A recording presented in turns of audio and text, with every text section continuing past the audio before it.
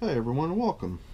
We're over here in my tracking spreadsheet because we're preparing to go downstairs to feed the worm bins. And the one worm bin, the one that's over here on the dark blue line, today it has reached its age of 50 days old. And up until now it's received 3 feedings.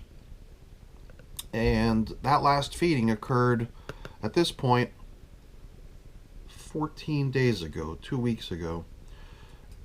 The bin was checked in on about a week ago, just to make sure that the moisture levels in that bin were okay. And at that time we did add water, but we did not add food. But we did have a chance to take a look at that last feeding, which at that time was applied in a blended pureed form, and there was really no sign of that remaining food. So nevertheless, we left that bin with only an application of water and 1 more week to continue working on what was still in there as scraps from previous feedings. Some slightly harder, tougher materials that take a little bit more time to break down, stems and stuff like that. So there was definitely food remaining in there. But today, after 14 days since the last feeding occurred, I believe the addition of food is going to be a welcome thing here. So we're going to head down there now and we're going to feed that bin today. Alright, let's head on down there and see how things are progressing with our 50-day-old bin. So we're down here in the wormery now, and the bin that's going to get fed is this one right here. Let's go ahead and pull it out and get it up on the bench and get to work. So now if you watched the last video, you will notice that something's a little bit different. This is not the way we left it.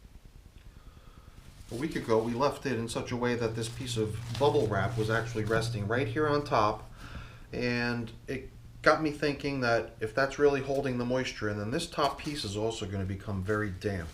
So shortly after we wrapped up with that last video about this bin, I did actually take that piece of plastic and move it down 1 level.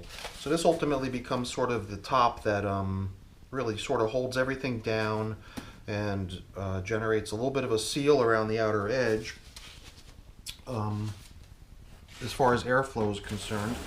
But then the bubble wrap, which is a new addition of only about a week old, is now doing the job of trying to keep moisture in. And you can see in a lot of places over here there's a lot of condensation starting to collect up onto the little bubbles through the plastic. You could see that it's doing exactly what it's here to do, is keep the moisture in. And you can see signs of the moisture on this piece of paper. The piece of paper, when we had last placed it in here, was fairly dry. In fact, the piece of paper that's right beneath it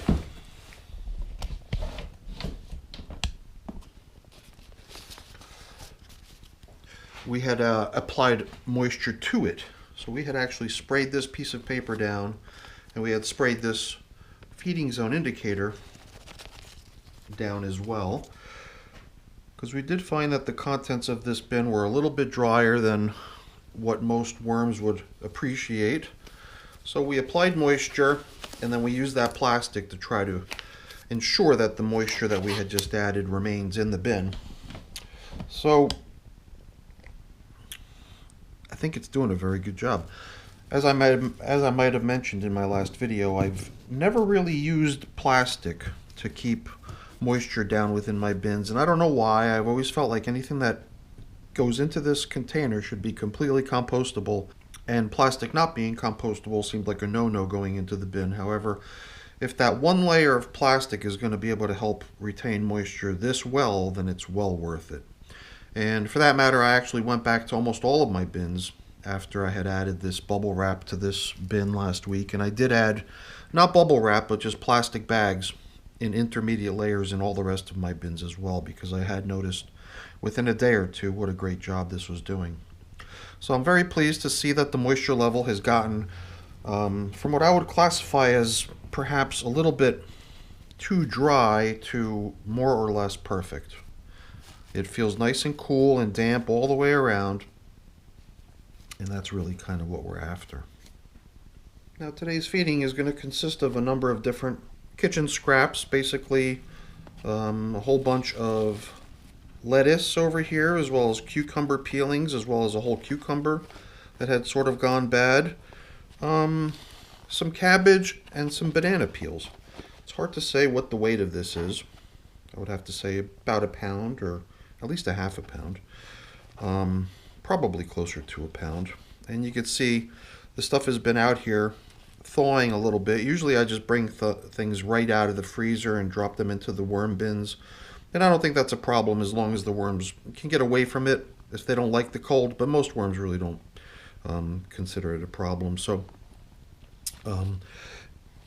I usually don't bother with thawing the food out. I just throw it right in. But this food has been sitting out here, so you can tell it's already kind of got that kind of glistening appearance as it starts to thaw, kicking out moisture as it does so. And here you can quite clearly see why this piece of lettuce ended up as worm food. So, you know, other things that the worms will typically get when they're being fed are things like used coffee. Got a little bit here we're going to include with the feeding today. And another important aspect, which isn't always necessary, but once in a while you want to make sure you're kind of treating it as a little bit of a supplement that they should get occasionally at least. It's grit. You could use sand, you could use pulverized oyster shells, whatever you have available in your region. For me, the broken up eggshells down to a tiny, minuscule, almost powder-like consistency is what I like to use. It's only because it's what I've got available and what's readily handy. You could use sand. You could use a handful of dirt from outside, but you do need to give the worms something to help them break down their food. And I've also got another staple material here, which is leaves. I use leaves all the time.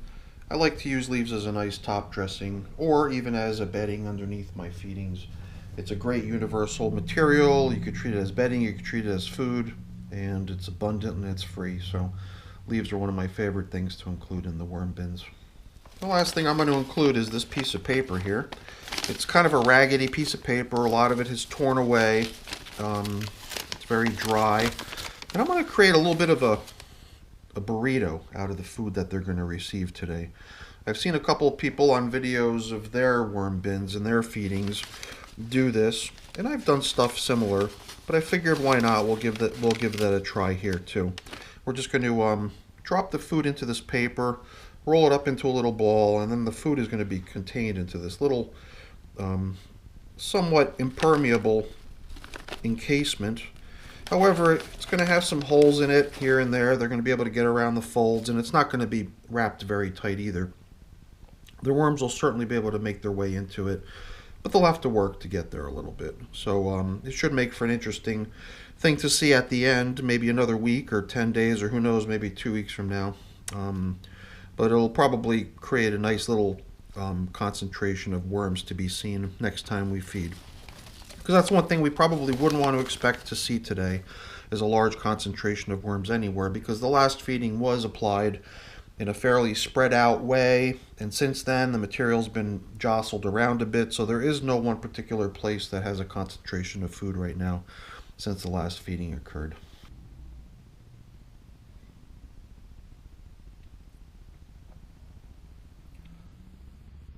So now one thing I'm noticing now after a couple minutes of having the lid off of this container is a whole bunch of little tiny critters running around here. And it's for that reason I brought the camera in a little bit closer. Hopefully it's not too close. What you've got here are what might be red mites. I'm not sure. You know, I'm not a real bug specialist. But the one thing you might need to sort of accept, especially if you're going to be worm composting within your home, is that worms don't work exclusively within their bin. They've often got a variety of different helpers in there, helping them break the food down.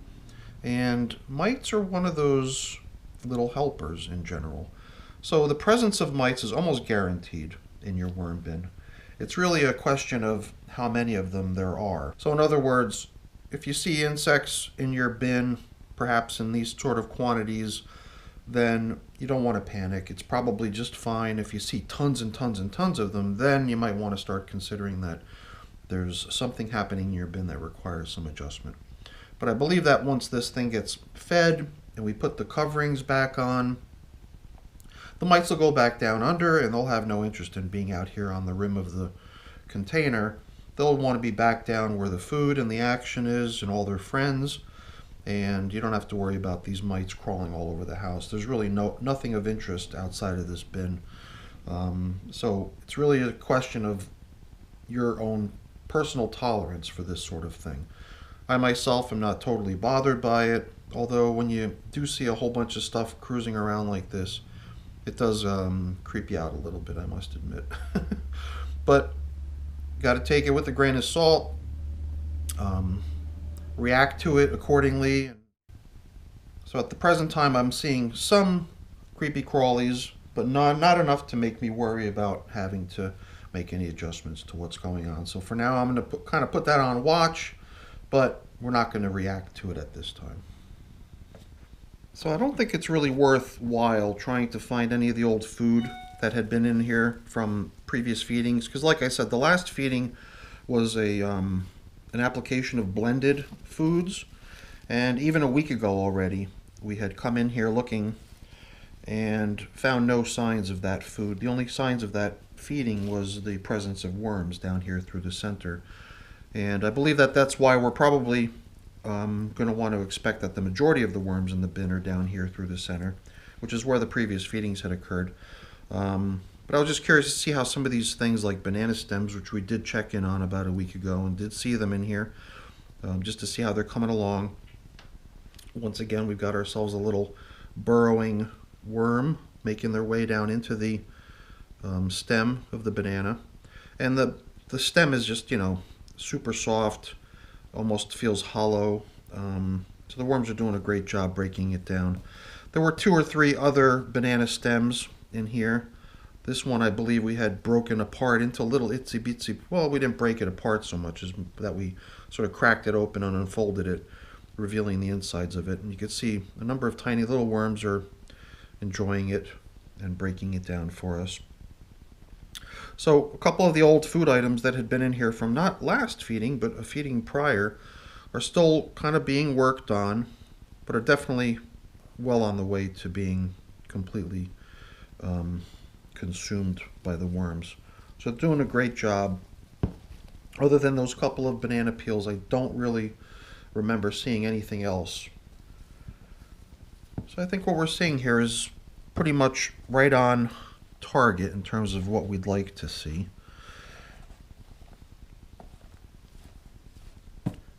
Nice abundance of worms cruising around throughout the bedding material, of which there is also an abundance, it seems.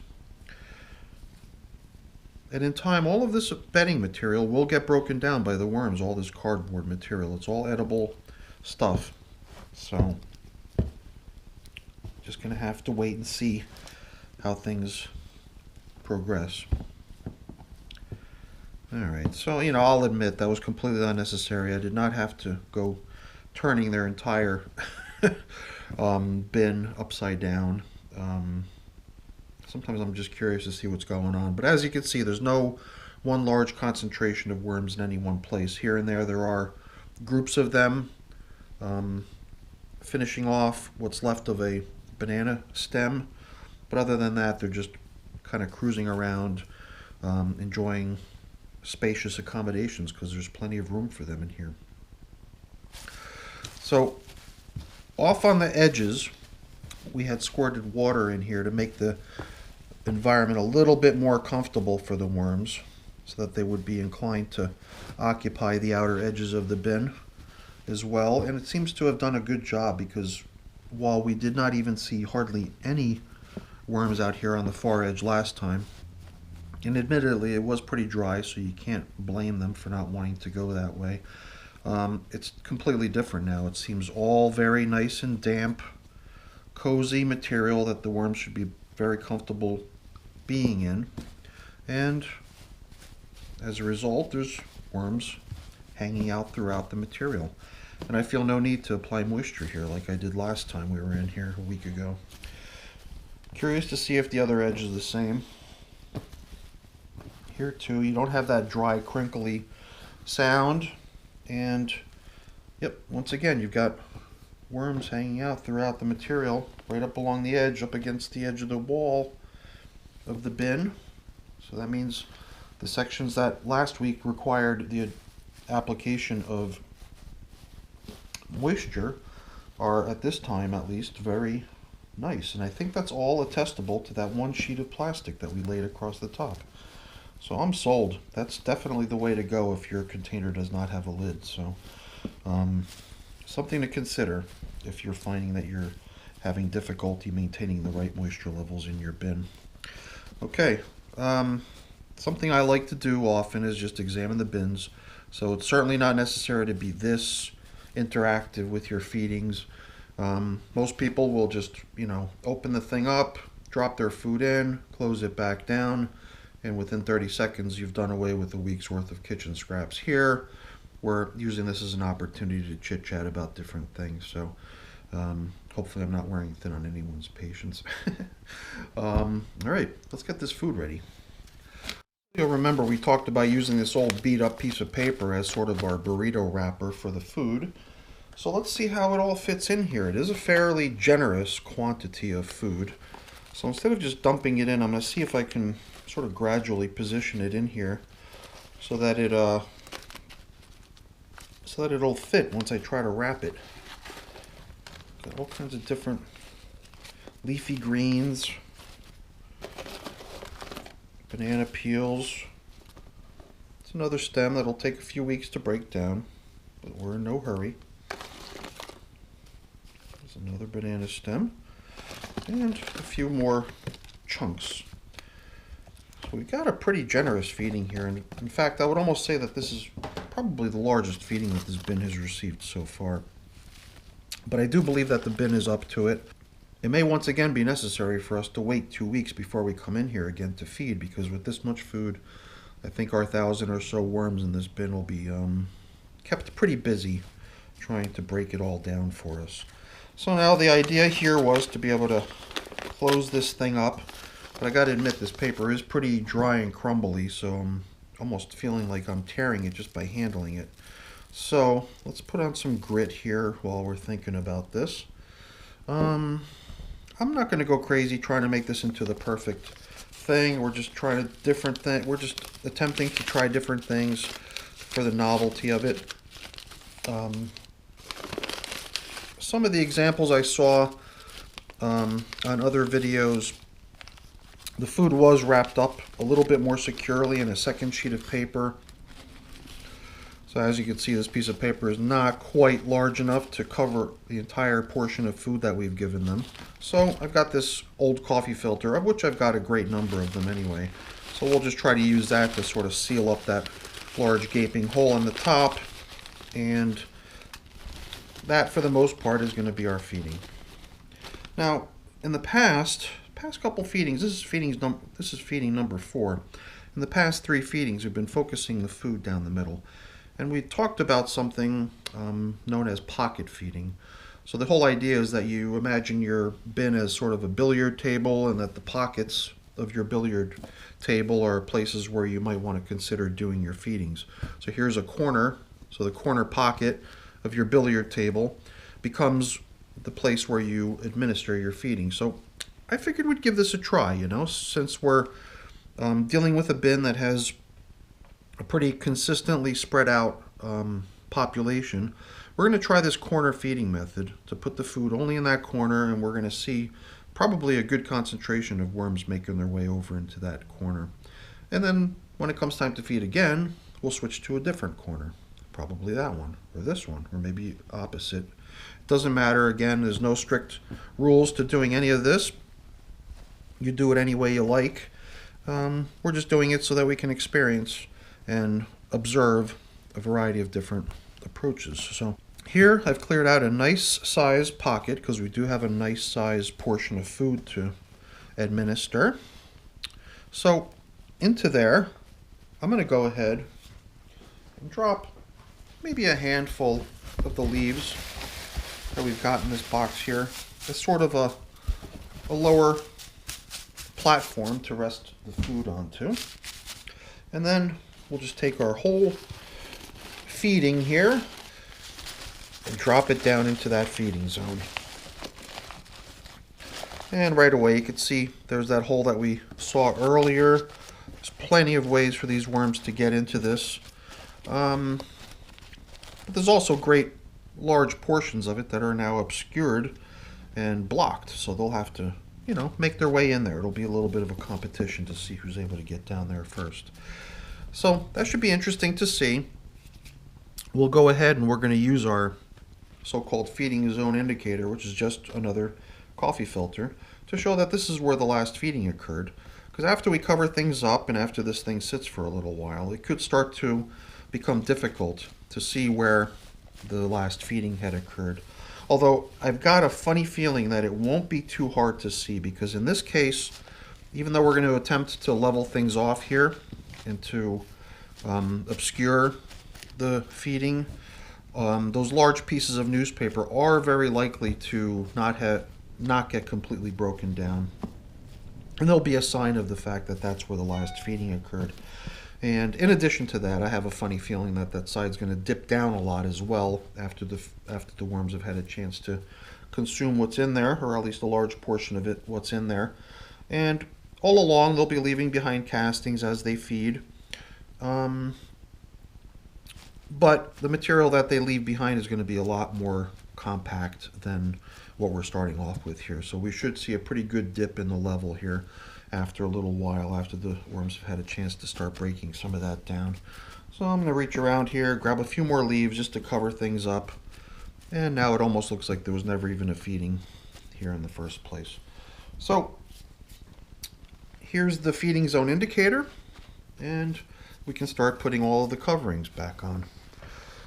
This time, unlike the last time we were in this bin, when we actually wet down this piece of paper as well as this filter paper, this time I'm thinking we're in pretty good shape. I don't think there's going to be a requirement here for additional moisture, and I gotta say I'm very pleased to see how good a job that this plastic is doing. So just like we had it previously, we're going to put this additional sheet of paper here, and on top of it this piece of bubble wrap.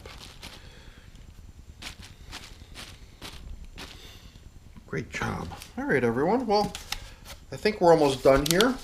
I just have a little bit of cleaning up to do, put things away, but that's boring. I won't keep you around for that. I'm just going to take this opportunity to say thank you. Thank you for sticking around and keeping me company. I really appreciate you sticking around to watch my video. Hopefully you enjoyed it, and if you did, as always, please remember, give me a thumbs up. That's really appreciated. And also consider becoming a subscriber to the channel. That's really appreciated as well. All right, everyone, have a great day. Thanks for watching. Bye-bye.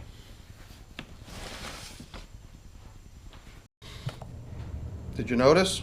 I forgot the coffee. It's one of my trademarks. I do it all the time. Oops. Oh well.